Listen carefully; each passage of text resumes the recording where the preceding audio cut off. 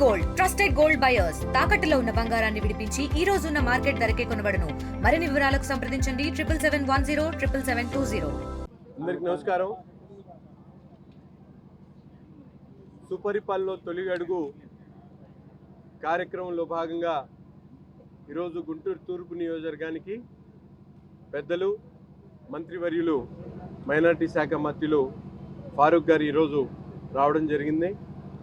ముఖ్యంగా ఈ సంవత్సర కాలం పరిపాలనలో కూటమి ప్రభుత్వం ఏర్పడిన తర్వాత ప్రజలకు ఇచ్చినటువంటి వాగ్దానాలను పూర్తిగా ఒక్కొక్కటిగా నెరవేర్చుకుంటూ ఈ సంవత్సరంలో ముఖ్యంగా సూపర్ 6 పథకాలు ఏవైతే పెన్షన్ల దగ్గర నుండి అన్నా క్యాంటీన్ల దగ్గర నుండి అలాగే తల్లికి వందనం పేరుతో 65 లక్షల మందికి ప్రతి ఇంట్లో కూడా చదువుకున్నటువంటి ప్రతి ఒక్కరికి కూడా ఆర్థికంగా 13,000 రూపాయలు వాళ్ళ ఖాతాకి జమ చేసినటువంటి పరిస్థితులు. అంతేకాకుండా అభివృద్ధి కార్యక్రమాల్లో కూడా గత ప్రభుత్వంలో కూడా తట్టమట్టి వెళ్ళినటువంటి పరిస్థితులు ఉంటే ఈరోజు గుంటూరు నగరంలో ముఖ్యంగా నలుమూలల కూడా అభివృద్ధి కార్యక్రమాలతో పాటు రోడ్లు మరమ్మతులు కానీ డ్రైన్లు కానీ వీధి దీపాలు కానీ ప్రజలకు అవసరమైనటువంటి ప్రతి ఒక్క కార్యక్రమాన్ని చేస్తూ ముందుకు సాగుతున్నటువంటి పరిస్థితులు ఉన్నాయి. దురదృష్టవశాత్తు ఈరోజు ప్రతిపక్ష హోదా లేనటువంటి జగన్మోహన్ రెడ్డి గారి సైన్యం మాట్లాడుతున్నటువంటి విధానం చూస్తూ ఉంటే ప్రజల్ని రెచ్చగొట్టేటువంటి విధానం. ముఖ్యంగా ఏది మాట్లాడుతూ ఉన్నారో మేము అందరం కూడా చూస్తూ ఉన్నాం. లిక్కర్ స్కాముల్లో దొంగలుగా ఉన్నటువంటి జగన్ ముఠా ఈరోజు దోచుకున్నటువంటి సొమ్మును దుబాయ్ లాంటి దేశాల్లో అక్రమంగా దాచిపెట్టినటువంటి పరిస్థితులు బయటపడతా ఉంటే నిజంగా ప్రజా జీవితం ఉన్నటువంటి జగన్మోహన్ రెడ్డి ఈరోజు శాసనసభ్యుడికి కూడా అర్హుడు కాడనేటువంటి విషయాన్ని ప్రజలు చెప్తున్నటువంటి పరిస్థితులు ఉన్నాయి. ముఖ్యంగా కూటమి ప్రభుత్వం ఏర్పడి ఈ సంవత్సరంలో ప్రతి ఒక్క కార్యక్రమాన్ని కూడా నెరవేర్చి ప్రజల దగ్గరికి వెళ్ళి వారి కష్ట సుఖాలను వారి పడుతున్నటువంటి ఇబ్బందులను ఈ ప్రభుత్వం చేసినటువంటి కార్యక్రమాలని వివరించడానికి గౌరవ ముఖ్యమంత్రి గారి ఆదేశాల మేరకు ఈరోజు రాష్ట్ర వ్యాప్తంగా ప్రతి ఒక్క నియోజకవర్గంలో కూడా క్షేత్రస్థాయిలో కూటమి నాయకత్వం యావత్తు కూడా ప్రజల దగ్గరికి వెళ్ళి వారితో పాలు పంచుకొని వారి విషయాన్ని తెలుసుకోవడమే కాకుండా ముఖ్యంగా మంత్రులను ఈరోజు ఒక్కొక్క నియోజకవర్గానికి పంపించి అక్కడ ఉన్నటువంటి ఫీడ్బ్యాక్ని తీసుకొని మరింత మెరుగైనటువంటి పరిపాలన అందించేటువంటి విధంగా ఈరోజు కార్యక్రమాన్ని తీసుకోవడం జరిగింది. ముఖ్యంగా గుంటూరు నగరానికి సంబంధించి గత కొంతకాలంగా అంటే దాదాపు ఒక 2 దశాబ్దాలుగా ఇళ్లల్లో ఉంటున్నటువంటి వాళ్ళకి పట్టాలు లేవు, బీ ఫార్మ్స్ కూడా లేనటువంటి పరిస్థితులు ఉన్నాయి. అటువంటి వాళ్ళందరూ కూడా ఈ ప్రభుత్వంలో ఆ కార్యక్రమం పూర్తవుతుందనేటువంటి ఒక ఆలోచనతో ఉన్నారు. తప్పకుండా వారి నమ్మకాన్ని మమ్ము కాకుండా ఒక సమగ్ర సర్వే నిర్వహించి ప్రతి ఒక్క అర్హుడైనటువంటి వాడికి కూడా తప్పకుండా బీ ఫార్మ్స్ ఉన్నటువంటి వాళ్ళకి రిజిస్ట్రేషన్, అలాగే ఎటువంటి ఆధారం లేనటువంటి వాళ్ళందరికీ కూడా పొజిషన్ సర్టిఫికేట్ ఇప్పించేటువంటి కార్యక్రమంతో పాటు హౌసింగ్ లోన్స్ కావాలని చెప్పి అడుగుతూ ఉన్నారు. ఇవన్నీ కూడా ప్రభుత్వం 1 by 1 చేస్తూ ఉంది. ఇప్పటికే అనేక మందికి ఇళ్లకి సంబంధించినటువంటి కట్టుబడి చేసుకోవడానికి డబ్బులు ఇవ్వడం, అంతేకాకుండా ప్రధానమైనటువంటి సమస్యలు ఇదొకటి. సుపరిపాలన తొలి అడుగు అంటే గతంలో అధికారం లేనప్పుడు కూడా గడప గడపకు పెట్టాం, అది సక్సెస్ చేశాం. అదేవిధంగా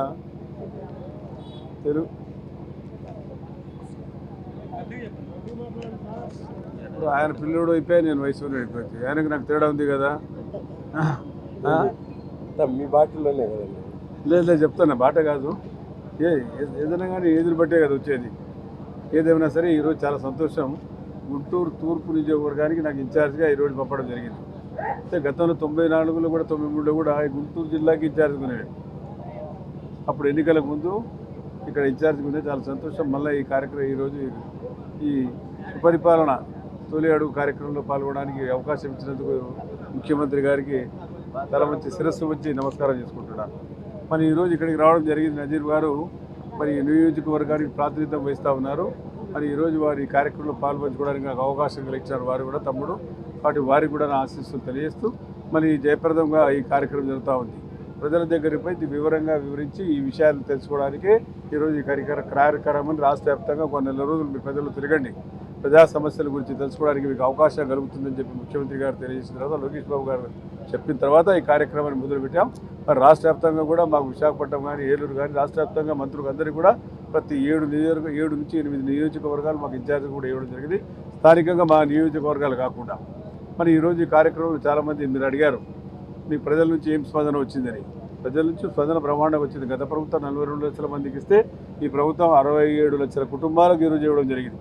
అందులో కూడా ఒక పిల్లవాడున్నా, ఇద్దరున్నా, ముగ్గురున్నా, నలుగురున్నా అందరికీ ఇవ్వడం జరుగుతుంది. మాకైతే నాకు చాలా సంతోషంగా ఉంది. ఎందుకంటే మా ముస్లింలకైతే పిల్లలు ఎక్కువ ఉన్నారు కాబట్టి మా పిల్లలు లబ్ధి పొందినారు. ఎందుకంటే వాళ్ళు చెప్తున్నారు మా వాళ్ళు కన్నా రాయలసీమలో ఎక్కువ మంది ఉన్నారు కాబట్టి ప్రతినిధి పోతుంటే చాలా సంతోషం. ఫారూక్ భాయ్ మాకు అందరికీ వచ్చింది. మా ఇంట్లో ముగ్గురు పిల్లలు ఉన్నాయి, నలుగురునే వచ్చినారు కాబట్టి చంద్రబాబు నాయుడు గారికి రుణం పడి ఉన్నాం మేము అందరం కూడా వాళ్ళు చెప్తున్నారు. కానీ ఒక కుటుంబానికి 36,000 ఎన్ని వచ్చినా మీకు 5 మంది పిల్లలు కూడా ఇచ్చినారు. కాబట్టి ఈ రకంగా ఈ ప్రభుత్వం ముందుకు సాగుతూ ఉంది. మరి ప్రజలకు ఏదైతే వాగ్దానం చేస్తే చూసా తప్పకుండా పాటిస్తూ ఉంది. సూపర్ 6 గురించి నేను ప్రత్యేక ప్రజల వద్దకు పాలన ఈరోజు ప్రజల వద్దకు వచ్చినాం. పాలన గురించి ప్రజలు తెలుసుకుంటా ఉన్నాం, ప్రజా అభిప్రాయాలు తెలుసుకుంటున్నాం. మీరు అడిగారు సమస్యలు ఏమంటే ఇళ్ళ సమస్యలు ఉన్నాయి. పేదవారికి ఇల్లు ఇవ్వాలా, ఇల్లు కట్టుకోవడానికి ఈరోజు ఏమంటున్నారు చిన్న ఇల్లు అయితే సరిపోదు. కనీసం అర్బన్ ఏరియాలో ఎక్కడన్నా ప్రభుత్వ స్థలాలు ఉంటే 2 సెంట్ల భూమి ఇవ్వాలా. 100 సెంట్లు అయితే సరిపోదు, 2 సెంట్ల భూమి అంటే సామాన్యం కాదు 2 సెంట్లు అంటే. తర్వాత గ్రామీణ ప్రాంతం ఉండే వారికి అయితే 3 సెంట్ల స్థలాలు ఇవ్వాలని చెప్పి ఒక నిర్ణయం తీసుకోవడం జరిగింది. ఈ తర్వాత ఎందుకంటే మనం సూపర్ 6లో మిగిలింది ఒకటి బస్సు. ఆ బస్సు కార్యక్రమం ఆగస్టు 1వ తేదీ నుంచి ఆగస్టు 15వ తేదీ నుంచి ఉచిత బస్సు జిల్లా వ్యాప్తంగా మహిళలకు ప్రత్యేకంగా తిరగడానికి ఎక్కడన్నా పడుకోవడానికి ఉచితంగా బస్సు సౌకర్యం కూడా ఏర్పాటు చేయడం జరుగుతూ ఉంది. మా జిల్లాలో అయితే చాలా పుణ్యక్షేత్రాలు ఉన్నాయి కాబట్టి బాగా తిరగడానికి మాకు అవకాశం ఉంది. బట్ ఈ రకంగా ఏదైతే వాగ్దానం చేశారో అవి కూడా తప్పకుండా పాటిస్తున్నాం. అదే కొంతమంది లోన్ రాలేదు మాకు అన్నారు. అవి లోన్లు సర్కులేషన్ అవుతూ ఉన్నాయి. ఎందుకంటే ఆర్థిక భారం చాలా ఉంది. 10 లక్షల కోట్ల రూపాయలకు వడ్డీ కట్టాలా, ప్రిన్సిపల్ అమౌంట్ కట్టాలా. కట్టిన తర్వాత మనకి ఏదైనా లోన్లు వస్తే కేంద్ర ప్రభుత్వం నుంచి అవన్నీ పట్టుకొని మనకి ఇస్తారు. దాన్ని భరించుకుంటూ ఎంత భారమైనా సరే ముఖ్యమంత్రి గారు ఈరోజు ఎక్కడ మాట తప్పకుండా ఈరోజు సంవత్సరమైనా సరే ప్రజలకు ఇవ్వడం జరుగుతుంది. ఇంకా చాలా మంచి కార్యక్రమం చేసేది భవిష్యత్తులో చేయాల్సిన అవసరం ఉంది. బట్ మైనార్టీల గురించి కూడా మనం తెలుసుకోవాల్సిన అవసరం ఉంది. గత ప్రభుత్వం మైనార్టీలకు ఎంతమందికి ఇచ్చింది? గత ప్రభుత్వం మైనార్టీలకు నాకు తెలిసినంత 400 కోట్ల రూపాయలు వచ్చినాయి. ఈ సంవత్సరం దాదాపుగా 800 కోట్ల రూపాయలు మైనార్టీ ముస్లింలకు వచ్చి కేవలం ఈరోజు తల్లికి వందనం ద్వారా 800 కోట్ల రూపాయలు పైచీలకు వచ్చాయి. దూదేకుల అదేవిధంగా క్రిస్టియన్స్ ముస్లిం మైనార్టీ అనుకుంటే దాదాపు 850 కోట్ల రూపాయలు ఈరోజు ప్రభుత్వం మా బిడ్డలకు మా పిల్లలకు పేదవారికి ఇచ్చిందంటే మీరు ఆలా. మా బిడ్డలంతా ఎవరే? శ్రామికులు, కష్టజీవులు, శ్రమజీవులు. వాళ్ళ దగ్గర ఏముంది? ప్రభుత్వం ఏదైనా ఆదుకుంటే కానీ వాళ్ళకి సద్దురించుకోలేరు. కాబట్టి డ్రాప్అవుట్స్ కాకుండా ఉండడానికి ఈ కార్యక్రమాన్ని ఏర్పాటు చేయడం జరిగింది. మాకు దాదాపుగా ఇంతమంది పిల్లలకి ఈరోజు ప్రభుత్వం డబ్బులు ఇచ్చింది మనం ఆలోచించగల. ఎవరి ప్రభుత్వంలో 420 లక్షల మందికి ఇస్తే దాదాపుగా 700 కొన్ని లక్షల మందికి ఈరోజు ఇవ్వడం జరుగుతుంది. 1000 మందికి పిల్లలకు ఇన్ని 1000 మందికి ప్రభుత్వం భరిస్తూ ఆర్థిక భారం ఉన్నా సరే భరిస్తూ ప్రభుత్వం ఇస్తూ ఉంది. కాబట్టి ప్రభుత్వానికి ధన్యవాదాలు చేయాల్సిన అవసరం ఉంది. ఇంకా చాలా విషయాలు ఉన్నాయి ప్రభుత్వం. మరి కూడా ప్రతిరోజు తిరుగుతూ ఉన్నాం. ఈ విషయాలు ప్రజలకు వివరంగా తెలియజేస్తూ ఉన్నాం. ప్రభుత్వం చేపట్ట అభివృద్ధి సంక్షేమ కార్యక్రమాలకి అభివృద్ధి గురించి మీకు చెప్పాల్సిన అవసరం లేదు. ప్రతిరోజు ముఖ్యమంత్రి గారు చెప్తా ఉన్నారు. చూస్తూ ఉన్నారు. వాతావరణం ఈరోజు ఎటువంటి వాతావరణం ఉండాలా? తడిసిపోయినారు మీరందరూ. నాతో పాటు మీరందరూ కూడా చల్లటి వాతావరణం వచ్చి దాదాపుగా 40 డిగ్రీల సెంటీగ్రేడ్. దానికి సమర్థవంతంగా శ్రీశైలం నీళ్ళు వస్తే అటు రాయలసీమకు ఇటు కోస్తాంధ్రకు మన నీళ్ళు ఇచ్చి సమర్థవంతంగా రైతును ఆదుకోవాలని చెప్పి ముఖ్యమంత్రి గారు కృష్ణా వాటర్ని కూడా పూజలు చేసి కృష్ణమ్మ ఒడిలో ఉండిపోయి మన పూజలు చేసి నీళ్ళని విడుదల చేసిన సంగతి మీకు అందరికీ చేస్తుంది. శ్రీశైలంలో ఆ గుడ్డోనికి నేను కట్టు తేమంటే నేను అడిగాను. చెవిటోడు గుడ్డోడు మూగోడు. జగన్మోహన్ రెడ్డి గురించి చెప్పాలి. మరి ఏం చేయాలి? అమలు చేయకుండా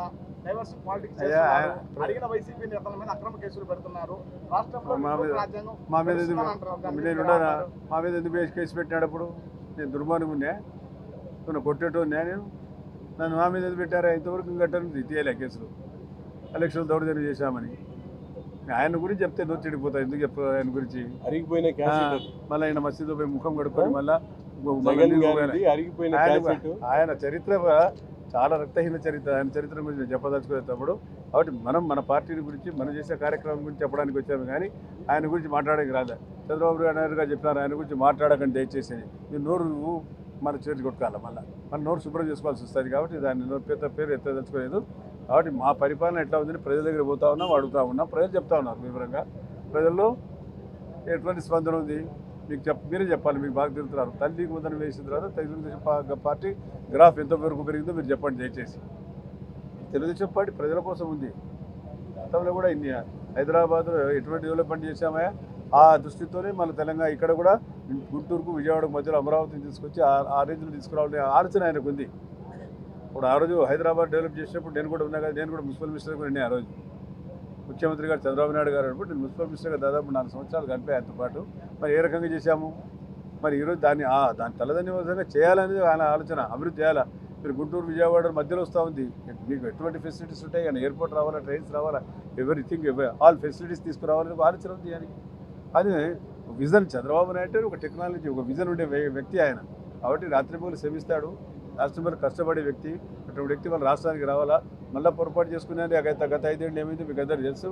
గత 5 ఏళ్ల చరిత్ర గురించి నేను మాట్లాడదలుచుకోలేదు. Thank you. వైసీపీ నాయకులు ఎన్ని ఆరోపణలు చేస్తున్నప్పటికీ కూడా కూటమి నాయకులు దానికి సంబంధించి కౌంటర్ చేయలేకపోతున్నారు. ఎందుకని? ఎవరు? మేమా? పనిలో ఉన్నారు, వాళ్ళు ఖాళీగా ఉన్నారు, మేము పనిలో ఉన్నాం.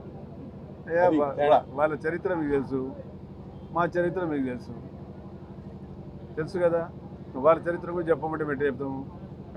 అన్ని రెడ్డింగ్తో రాసిన చరిత్ర వాళ్ళది, మాది బ్లూతో రాశారు. కాబట్టి దయచేసి వాళ్ళ గురించి ఎక్కువ మనం చెప్పదలుచుకోలేదు. మీకు అందరికీ బాగా తెలుసు. మేము అధికారం లేనప్పుడు ఏ రకంగా మాట్లాడారు, మీరేనా కదా విజిల్స్ వేశారు.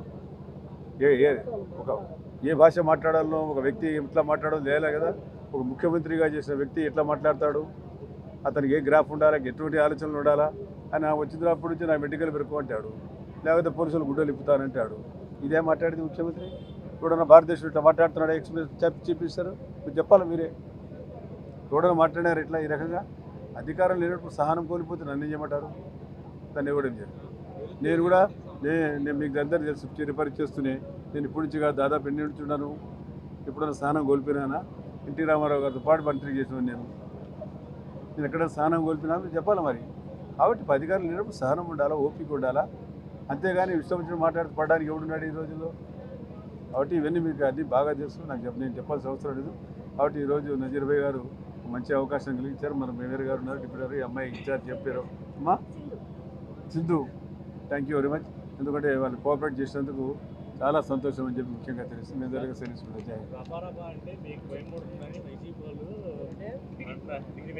సినిమా డైలాగ్ సినిమాలు మస్తు చెప్తారు, రప్ప రప్పట రిప రిప అంటారు. మేము ఇక్కడ చూసి సార్ అయిపోయినాం. మేము కూడా రాయలసీమలో రాయలసీమ నామకరణం చేసే కానీ పుట్టింది నిజాలైన అది. ఇవన్నీ చూసి చాలా అయిపోయి ఇవన్నీ ఏం జరగవు. అందరి ఈయన రప్పరప నేను చేస్తాను. రప్పరప చేయడం పెద్ద సంగతి ఉంది. ఈ రోజుల్లో ప్రజల దగ్గర ఎట్లా ఉండాలా, ప్రజలతో ఎట్లా మాట్లాడాలా, ప్రజల దగ్గర ఎటువంటి రిసీవ్ చేసుకోవాలి, ఆశీర్వాదాలు ఇచ్చుకోవాలి. నీ ప్రజలు తిట్టు పెట్టా రప్పరప అంటే ఎవరి గొంతుకు వస్తావు? ఎవరికి? ఏం డైలాగ్ అది? మన పవన్ కళ్యాణ్ గారు చెప్పారు, డిప్యూటీ సీఎం గారు, ఈ సినిమాలకు పనికి వస్తాయి కానీ డైలాగులు నిజ జీవితంలో పనికి రావని చెప్పి దాన్ని గుర్తు పెట్టుకోండి.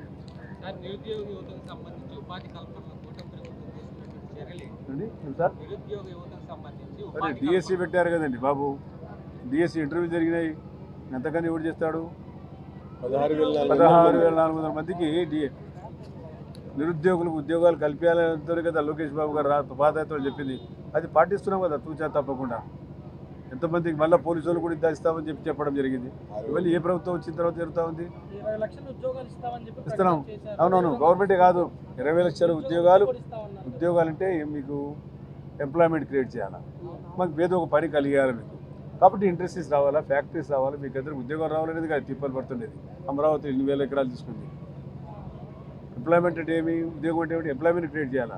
ఎంప్లాయ్మెంట్ క్రియేట్ చేయాలంటే ఏదో ఒక పనికి ఆహారము, 10 ఉపాధి కలిగిస్తేనే కదా ఉపాధి దాన్ని అనేది. కాబట్టి ఏదో ఒక కలిగాలనే కదా ఉండేది. సంవత్సరం కాలే. వాటి చాలా సంతోషం మీ అందరి దగ్గర. Thank you very once again. Thank you very much. తెలుగులో ఫాస్టెస్ట్ న్యూస్ ఇప్పుడు కొత్త అవతారంలో 5 సెకండ్లోనే పూర్తి వార్తా సమాచారం మీ చేతిలో. సోషల్ మీడియా ట్రెండ్స్ మీ కళ్ళ ముందుకే live TV and voice search ఆప్షన్స్తో ఇప్పుడే డౌన్లోడ్ చేయండి. యాప్ లింక్ డిస్క్రిప్షన్లో ఉంది.